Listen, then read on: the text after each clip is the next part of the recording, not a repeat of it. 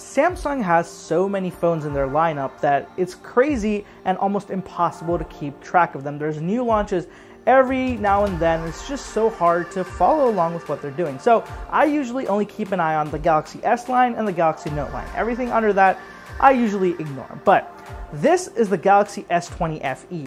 And on paper, this is basically an S20 with a flat display, but it's $300 cheaper. So is there a catch? Well, let's talk about it in the Galaxy S20 FE review. So the Galaxy S20 FE is a very familiar looking phone. It's undoubtedly a Samsung phone design-wise, and it's identical to its more expensive siblings, the Galaxy S20 and S20 Plus. Now, it does come with a plastic back instead of a glass like the other two do, but I would say that this is it's very hard to tell this is plastic. Unless you told me it was, I would not have guessed. And, you know, it's got this really nice matte finish on the back, which is what a lot of phones are coming with right now, even the glass phones. So really, it's hard to tell this is plastic in any way. It feels good, and I think that, you know, it does a great job of tricking you into thinking it's a more expensive material than plastic. I 100% don't mind this compromise at all. You know, you get more durability with the plastic, you get less weight, and you get almost the same exact feel in hand that you do with, you know, these frosted glass back. So it's just a win-win in my book. And talking about that, in the box, you know, there's not a lot to talk about. You get the phone, you get a charge brick, which is 15 watts, and you get a charge cable, a USB-A to USB-C. There's no case, no earphones, no extras of any kind, which, given the $700 aggressive price point, I don't mind at all. You know, it makes sense. I would have definitely liked to see, you know, a more powerful charger, because that's what everybody else is doing. But, you know, at this point, just getting a charger is fantastic. So I will keep it at that. So let's talk about the front of this phone, this display, and just the general size of this phone. Now, this sits right between the S20 and S20 Plus size-wise at 6.5 inches on the front. Now, it's not as big as the S20 Plus, which comes in at 6.7 inches, but it's not as small as the 6.2-inch Galaxy S20 either. So it's like a middle ground between those two. The display is very similar, though. The one thing you don't have are curved edges on the side. This is a flat display, which I honestly do prefer. And then, of course, you got the kind of same layout with the hole punch in the center up top.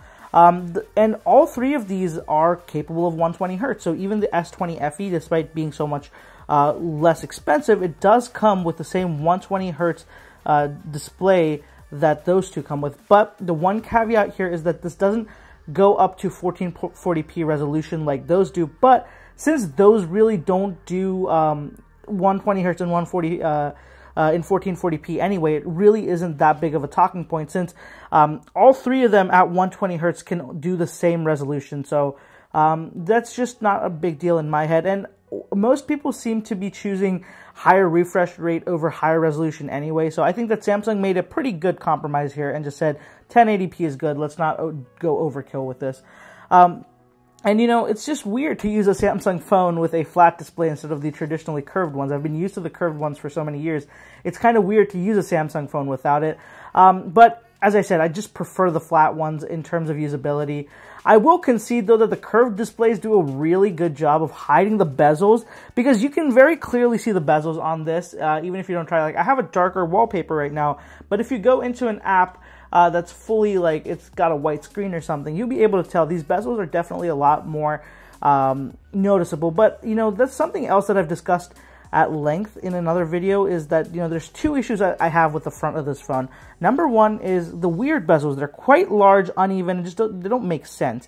And number two is there's a silver ring around the front camera. I've spoken about this at length in another video, so I'm not going to waste your time here. If you want to check that out, I'll link it up here. You can watch it over there. But, you know, those are the two pain points I have with the front of this phone. It's just, you know, I'll talk about it at the end, but yeah, I think it's very intentionally a choice by Samsung to make the phone a little bit worse than the S20, so that there's actually still a reason to buy the more expensive S20.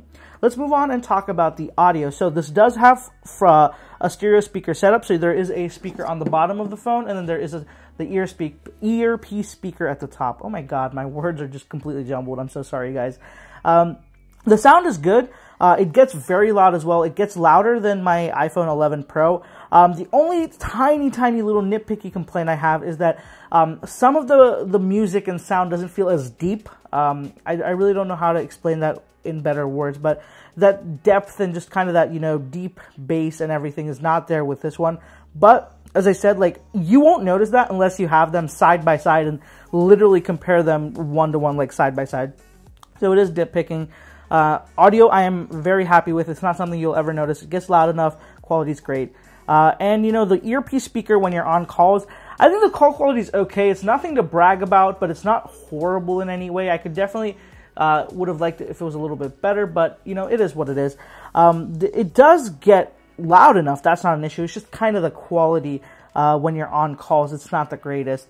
Now, moving on, let's talk about, you know, the kind of the biggest part of this phone, why it's so popular, and that is the performance. You know, the S20 FE packs a Snapdragon 865, 6 gigs of RAM as standard, and it comes with 128 gigs of storage as base, and that's the only option you get. And on top of that, you can also expand it with an SD card, so it is expandable. So, you know, it's kind of like a perfect situation here. You know, that's exactly what most people would want. You know, a good processor, decent amount of RAM, and expandable storage if you can offer it with a good base storage. So I think it really checks the boxes, checks all the boxes there. The performance on this phone is fantastic. I honestly don't have anything bad to say about it. Like, I've been using it for a couple of weeks and there's not one performance related issue I ever found. You know, it gets everything done without the slightest hiccup, and the Snapdragon 865 on a whole has been a very good performer across the multiple devices I've tested. It's fast, it doesn't heat up unless it's under very heavy load, and it's a pretty good performer all around. The benefit of going with the 865 is that this comes with 5G, so it is future-proof.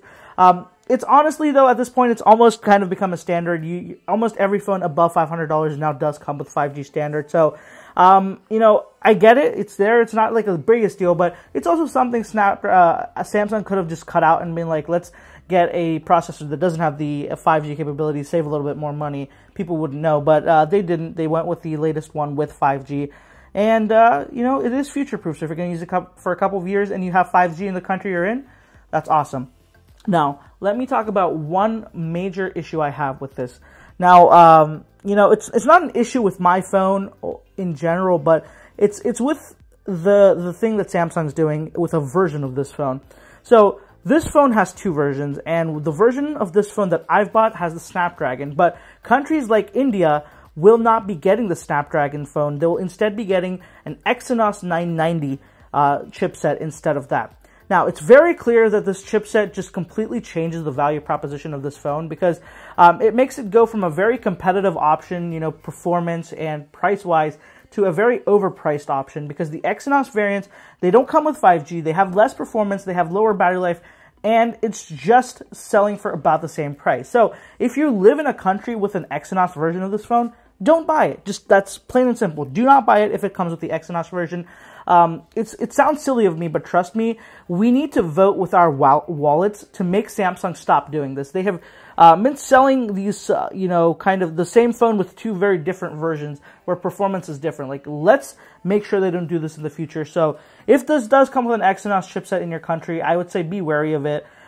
Look, it's not going to, you know, matter to most people, but I think this is a very bad move by Samsung, and that's the only way I can think of to combat it. So let's move on and talk about the power of this phone, the battery life, and everything around it. So this does come with a 15-watt charger in the box, as I said, but the S20 FE does support 25-watt charging. You do have to buy that separately, of course, but it does also support up to 15 watts of wireless charging, which is fantastic. It does have reverse power share as well, and the battery on this phone, though, you know, it's a big 4,500 milliamp hour cell, so you'd expect it to be great. But, you know, I've had a very confusing experience. You know, I've got nothing consistent throughout my testing period. I've been using this for a couple of weeks, and the battery life is not consistent at all. Some days I get like 4 hours of screen on time, and that's it. Other days I can get well over 6 hours with the same type of usage. You know, same apps, same kind of usage period, but it's so much better, and I have not been able to figure out why.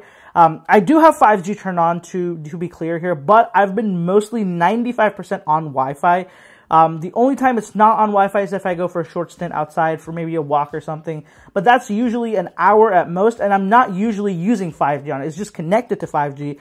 but I'm not using it. It's a very small usage of the 5G, but it's still, you know, quite drainsome. I don't know if it's the 5G that's causing it or if it's just the phone.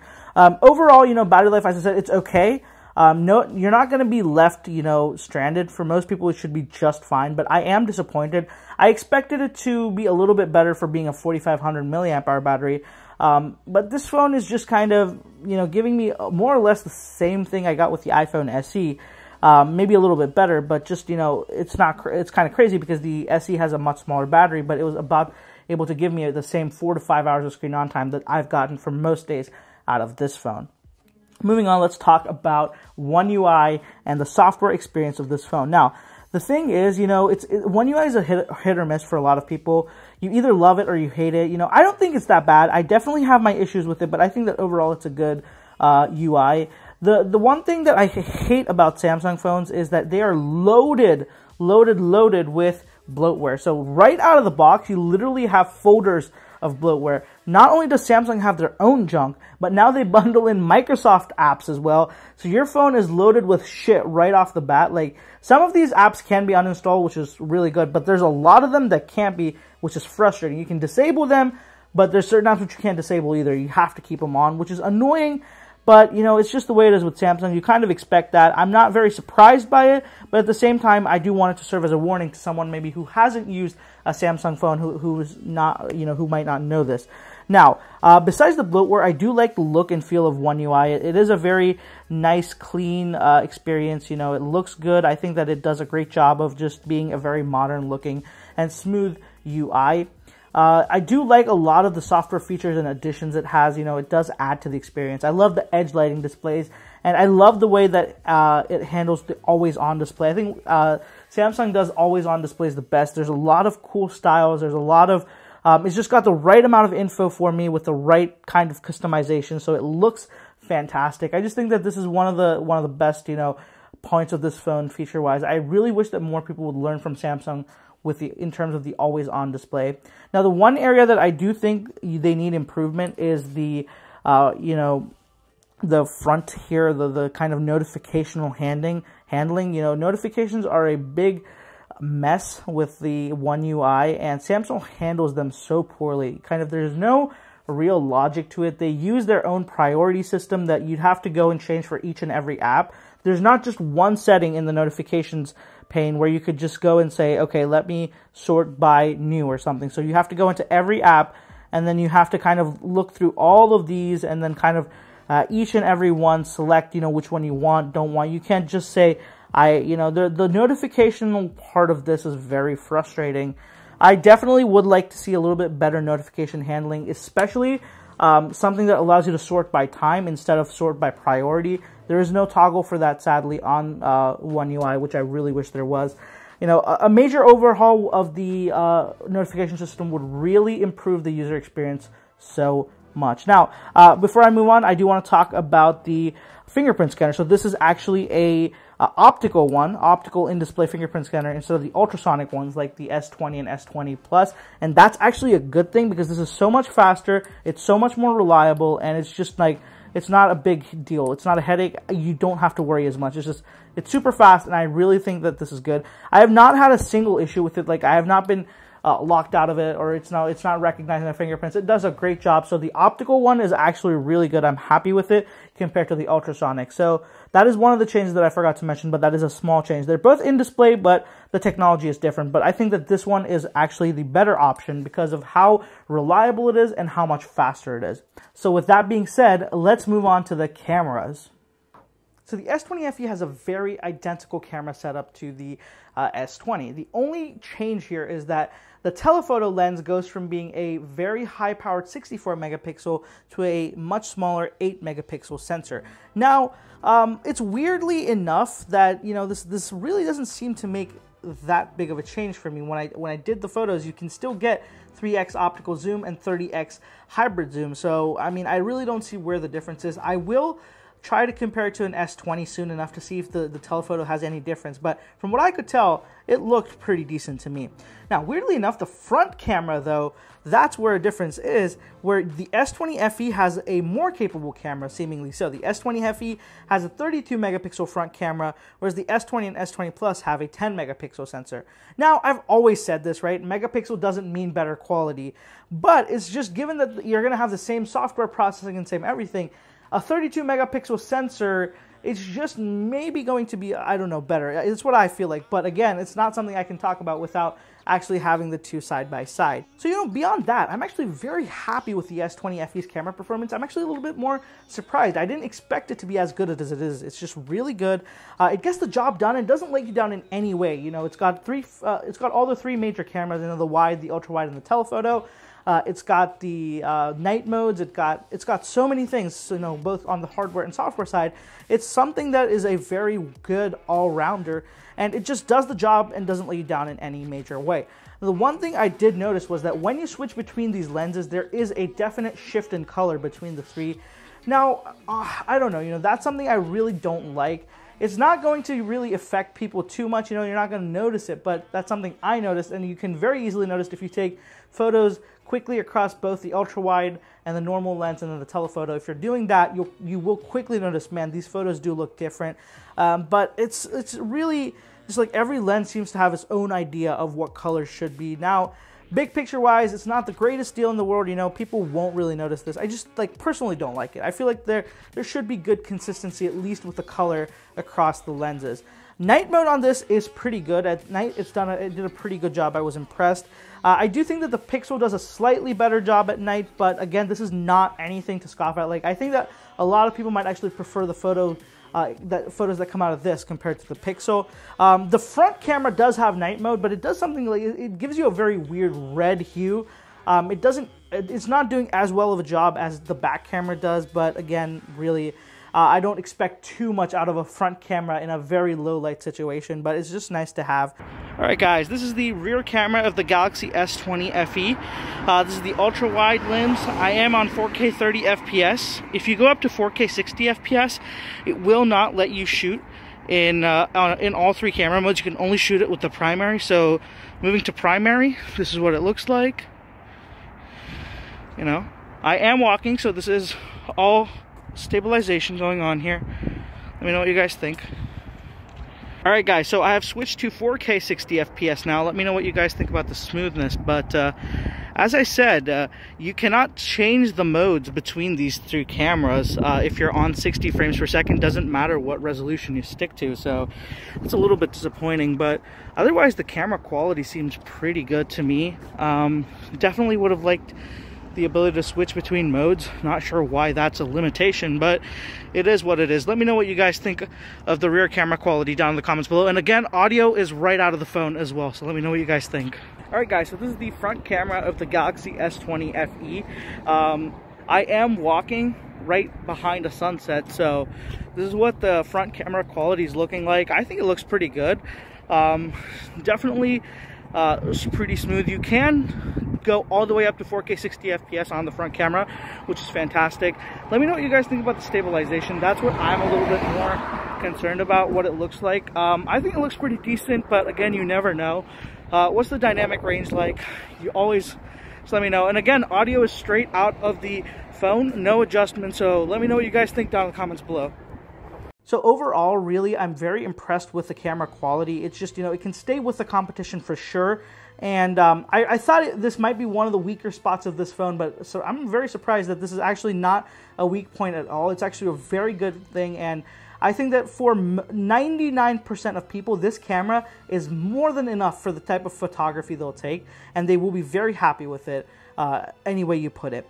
Now, it's definitely got its advantages and disadvantages, as I said, but for the price, it's awesome. It's perfect and exactly what you'd want at this price point.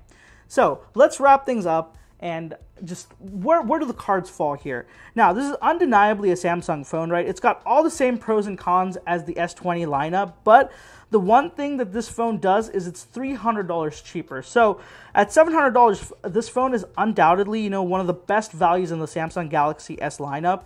And the thing is that Samsung has approached this in a weird way where they realized what they have on their hands and how it would cannibalize sales of the bigger phones, and they've tried to make it worse on purpose. Like, there was no need to add a silver ring on the front camera. There was no need to make those bezels the way they are, but Samsung did it anyway, and it's very clear that they just wanted something to separate these phones, right? Other than that, this phone really hits it out of the park in every aspect. It's got excellent performance. It's got a great display. It's got good cameras.